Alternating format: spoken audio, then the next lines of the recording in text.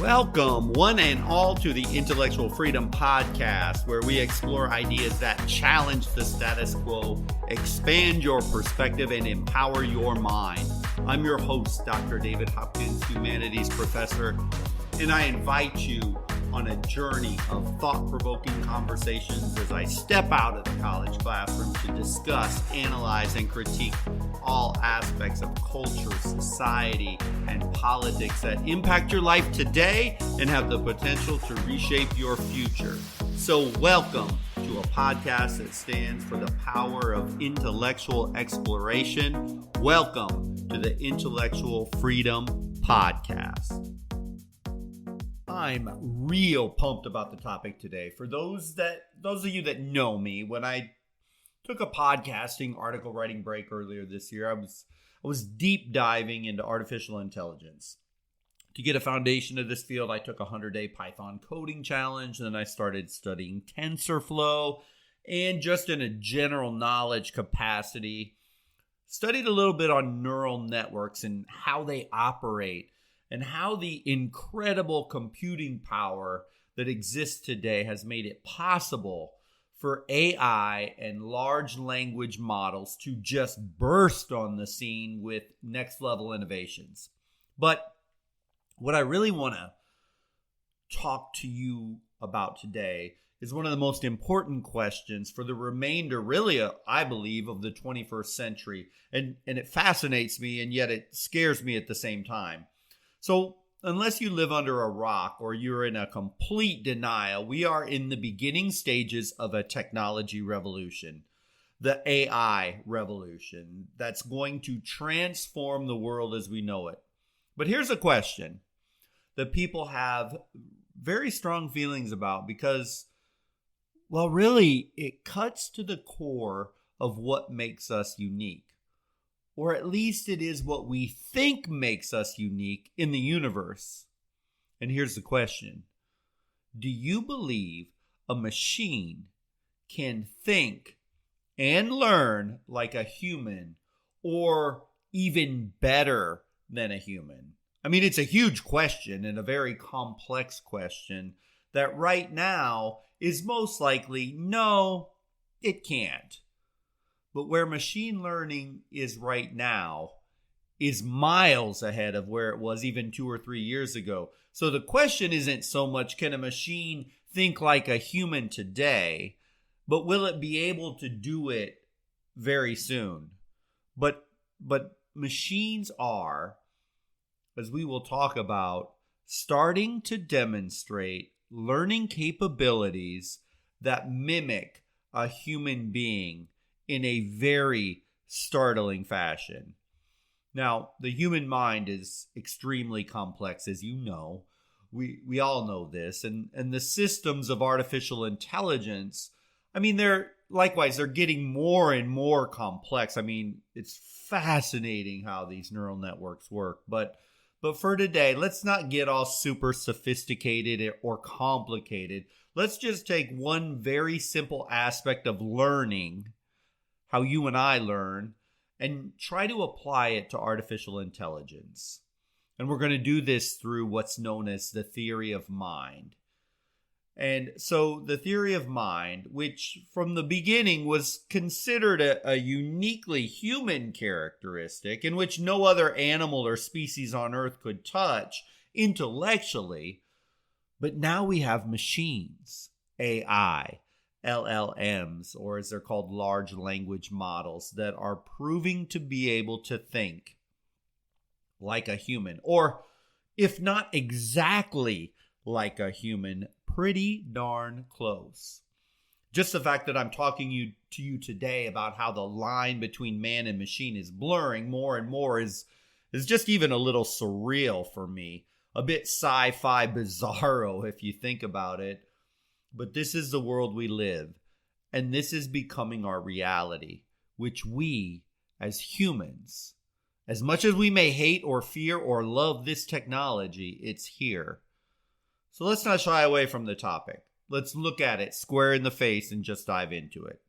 Oh, but before I go there, I need to give you a definition of a term that I'm going to infuse through this talk, so you know what the heck I'm talking about, and you and I are on the same page when I use the term the theory of mind. So if you ever took a psychology course or two in college, you may be familiar or at least heard of the term. Theory of mind is the ability to attribute mental states, beliefs, interests, desires, emotions to oneself and others, realizing these may differ from person to person. So the theory of mind. By the time we're done today, my hope is that you will have a deeper appreciation of how we think, how you and I think, and maybe a more nuanced feeling about AI, its capabilities, and its limitations. And if a machine, and maybe we can answer this question, can actually learn to think like us as humans. Because if it can, the implications are profound in a multitude of ways.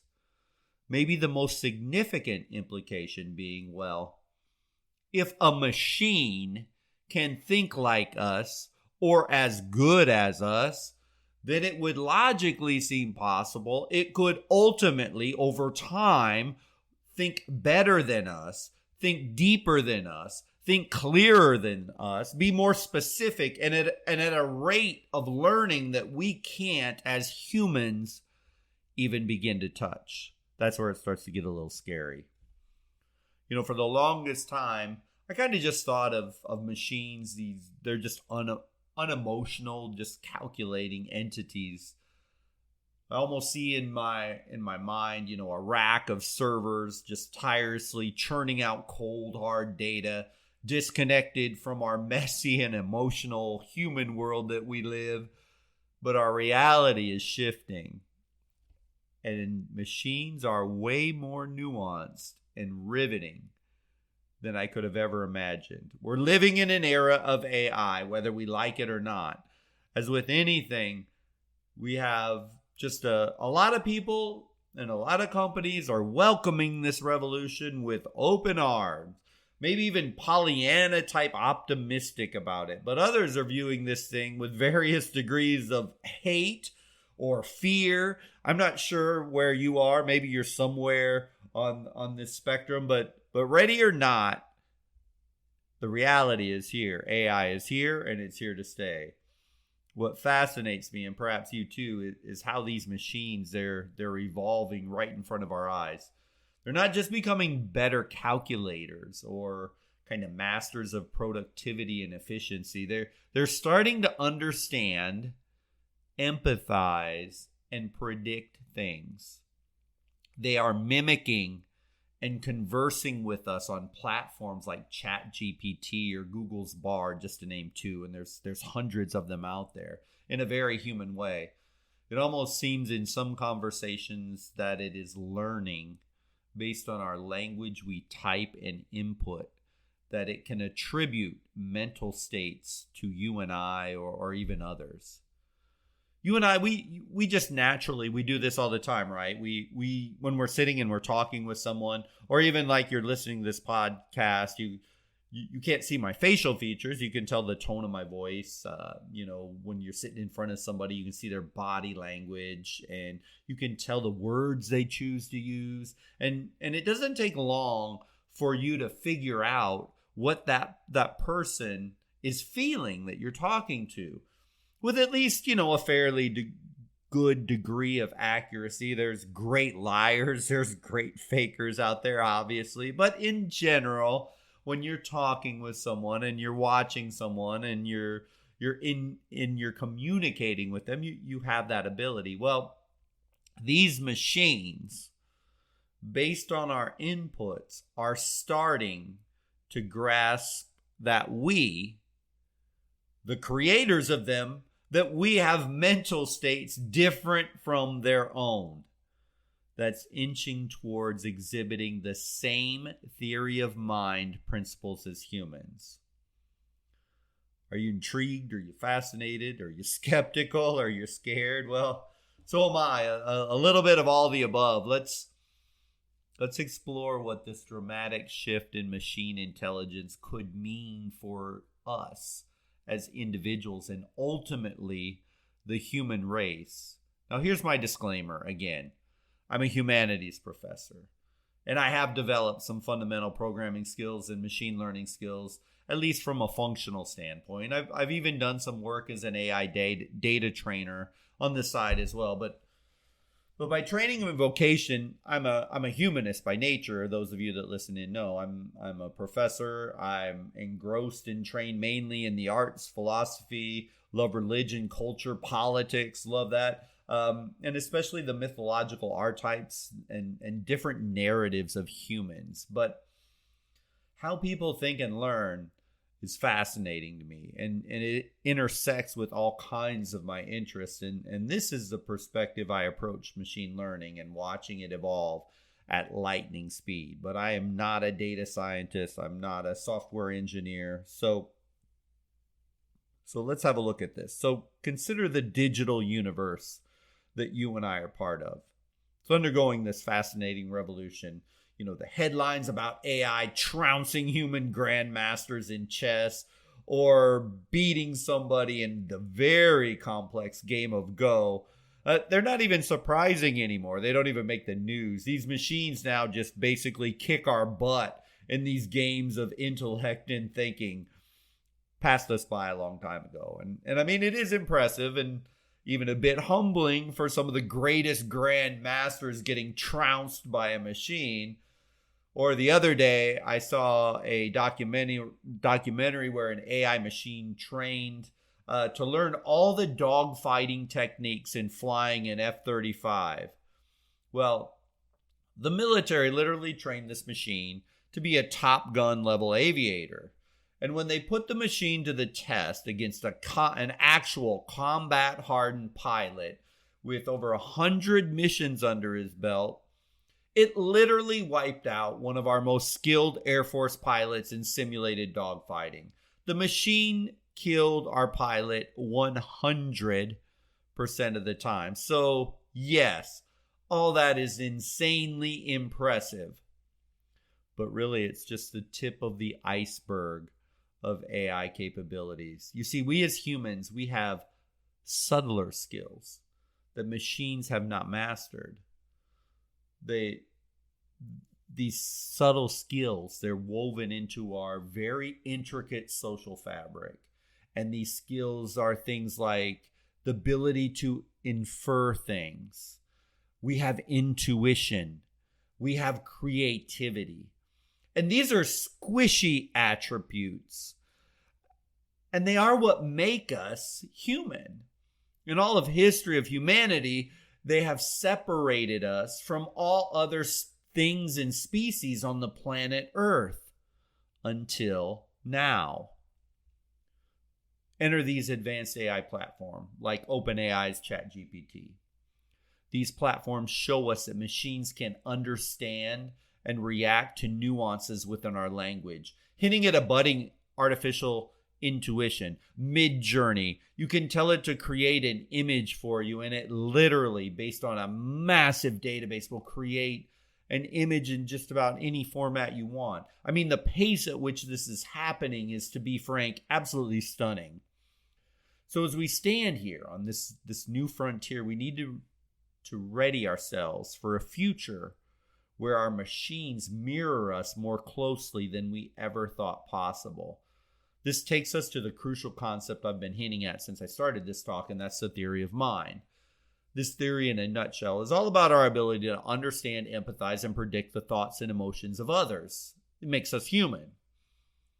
As we witness these inherently human traits merging with AI, it's hard not to marvel at the possibilities here.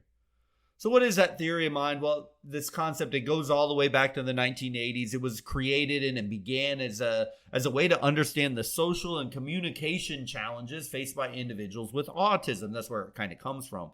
But this is where it emerged. But today it's helping us see how AI breaks barriers in its own mental capabilities and starts to mirror humans.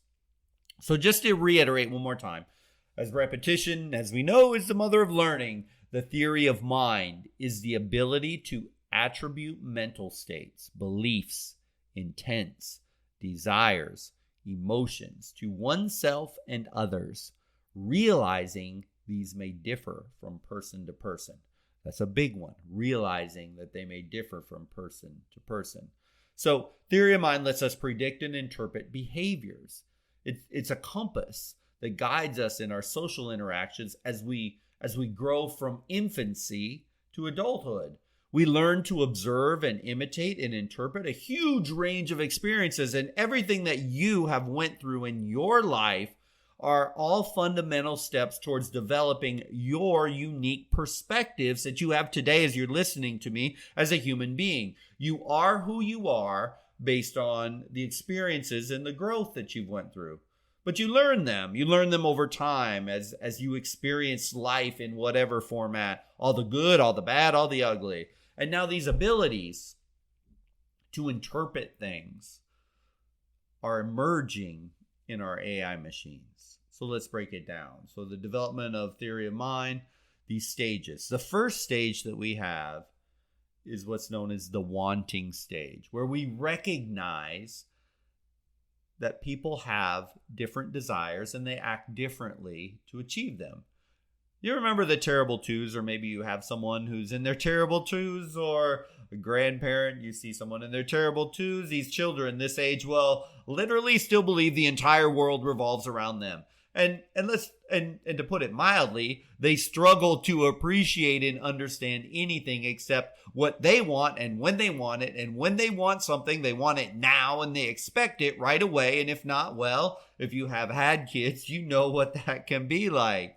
But eventually, even your most hell-raising child, if you bring them up properly, they begin to figure out soon enough that there is much more to the world and to life than just themselves. So then they move on to what we would call a thinking stage. Because once you realize that others can, and they often do, have different beliefs about the same thing as us, you begin to evolve your mindset as a human. You're growing intellectually once you realize that not everybody thinks, acts, or believes the same way as you do. Look, no further than, say, the political divide or social issues, to name just a couple of very adult issues where thinking skills change how you view the world. And you realize that not everybody thinks nor acts the way that you do, or maybe the way you would like them to do. But then, as your mind continues to evolve, you begin to understand that seeing leads to knowing. You begin to figure out that different people can access different knowledge than you have. You start to realize, some people can master certain skills easily, while others, well, they can't or don't. I never minded algebra when I got to high school, but to this day, geometry is a foreign language. Not just a foreign language, like a dead language, like a hieroglyphic language that no one speaks or understands. And I learned others, well, they could get it, but I didn't ever. And I don't think I probably ever will.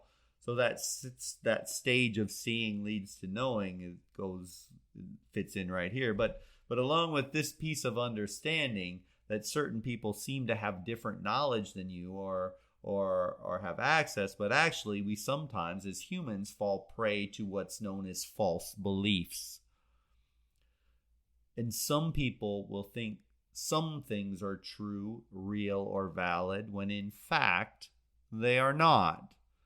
Their judgment, it gets clouded from facts. It's a sticky problem, especially in our postmodern world where people can quite easily get wrapped up in false beliefs. And then even when proven wrong, well, they won't deviate from their opinion no matter what. Maybe you know someone like that. And finally, as humans, we realize that people often on purpose or subconsciously have hidden feelings. We recognize that people can hide their genuine emotions. Humans can wear masks very easily. Heck, in a given day, you can wear multiple masks, and you surely do. You talk, act, dress a certain way at a business meeting. Then when you go out with friends on a Friday or Saturday night, you talk, act, and dress in a completely different way. I think one of the reasons why people love animals so much is, well, they feel what they feel and they show what they feel all the time. They just simply don't demonstrate that very human trait of being able to fake, to trick, or wear different masks. There are no hidden feelings, but humans, yeah, we have them all the time. And when somebody says, "Oh, I always keep it real," no, they don't. No, they don't. All people demonstrate this characteristic. All that blustery toughness of, "I always say it like it is," well, could just be one of the masks that they're wearing. So these are the traits that are studied with the theory of mind and at what level they reach. You can see they are very specific to a human experience in nearly every way. Now, I'm obviously simplifying a very complex psychological field of study down here, but these stages, these aspects of the theory of mind, these things are all part of your mind and my mind, and we've developed them over years to build these traits that make us human. And as I go over them, I don't think it's rocket science. You understand that you, being human and being intelligent, understand that these exist in you and in humanity in general. But we believe that humans are the pinnacle of thinking, and only we possess these characteristics. Yet, now with AI making rapid strides, it's plausible and it's being documented and it's being demonstrated that AI is starting to show some of these characteristics, like detecting hidden emotions, are within the grasp of AI. Not only verbally, but maybe with facial recognition software or speech recognition software, in addition to the large language models. Each day as I engage with AI like ChatGPT, I witness it adapting to the context. It understands nuances. If it screws something up, I can re-ask a question or talk to it with different words, and it provides eerily human responses.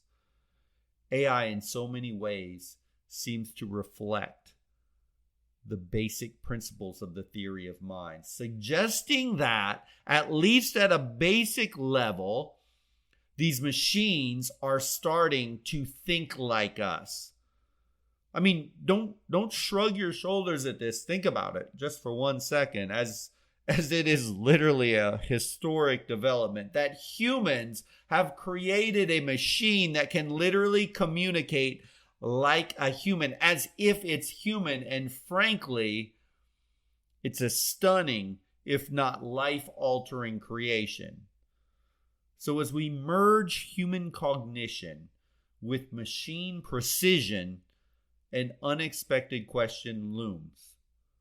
Are we and our brains as humans truly as complex and sophisticated as we like to believe we are?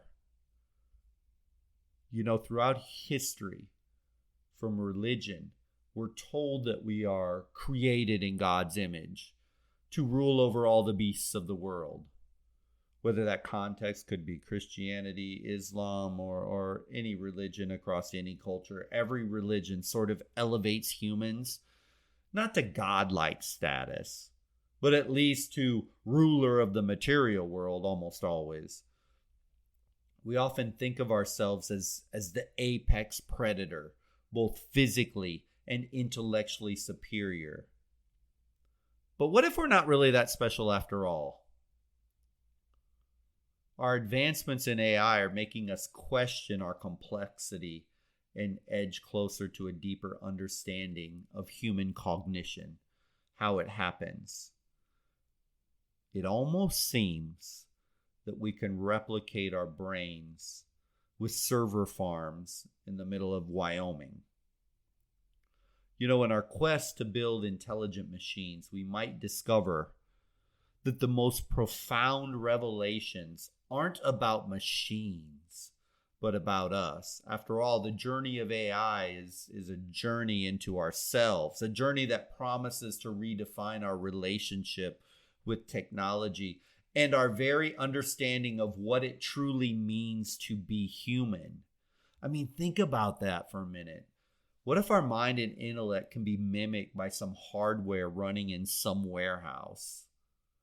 All the brilliant and amazing innovations, the God-inspired, or if you're an atheist or humanist, pinnacle of human intellect is really nothing more than neural nodes in our brain that can be replicated in a server across large language models.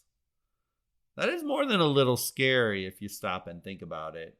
Maybe scary is wrong. Maybe we should be humbled that, our mental capacity, our brains firing, which is amazing, undoubtedly. But what if we can replicate them? Now, as we're talking today, most studies, and there have been many, many studies to verify this, and I'll even drop a couple in the show notes here. They put the capability, the mental capability of AI machines, if you take theory of mind, on about a 9 to 10-year-old child. Could it get to the level of a fully functioning adult? It's an interesting question. At this point, with enough computing power and innovation and technological advances, it seems hard to believe that AI won't get there. I think the train has already left the station on slowing down or stopping this innovation. And my guess is we will get there quicker than we thought, just as even a few years ago, the thought that a machine could at any level demonstrate characteristics of having the theory of mind like humans, that was unheard of in most circles. The ride, I'm sure, is going to be bumpy, crazy, probably shocking and scary. But I, for one, I'm so curious to see where it leads us because, as I've said so many times, whether we like it or not, AI is here to stay. So it's important that you and I, and everyone for that matter, learns and pays attention to this because it's going to have a dramatic influence on society one way or another. It could be catastrophically bad, could be amazingly good. Pretty much any conceivable outcomes possible. And probably there's ways we haven't even conceived of yet. Are you ready for this revolution? How do you see it impacting your life? These are questions you should probably start asking yourself a little bit. Maybe even as you're listening to this right now. I know I'm thinking about it. I wish I could just give you the answers. It would be beyond arrogant to pretend like I have them.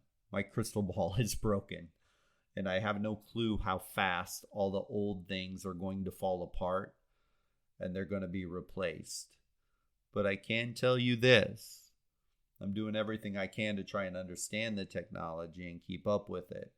And I think it's probably a good idea that you do too, because this technology is here and it's here to stay, and it's becoming more and more human all the time.